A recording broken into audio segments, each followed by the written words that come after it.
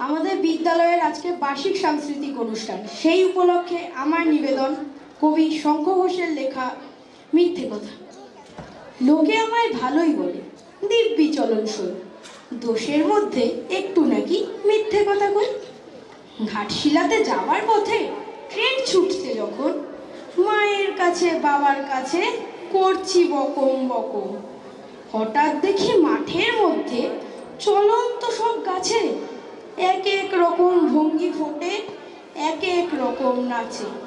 ও মা, দেখো নৃত্যনাট্য।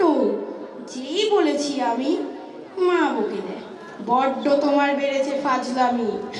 চিড়িয়াখানার নাম জানো তো? আমার সেজ মিশন। আদর করে দেখিয়ে দিলেন পশুরাজের কেশর। কদিন পরে চুন খসানো দেয়াল জুড়ে একই ঠিক অবিকল সেই রকমই মূর্তি যেন দেখি। ক্লাসের মধ্যে যেই বলেছি সুরঞ্জনার কাছে, জানিস আমার ঘরের মধ্যে সিংহ বাঁধা আছে। শুনতে পেয়ে দিদিমণি অমনি বলেন, শোনো, এসব কথা আর যেন না শুনি কখনো।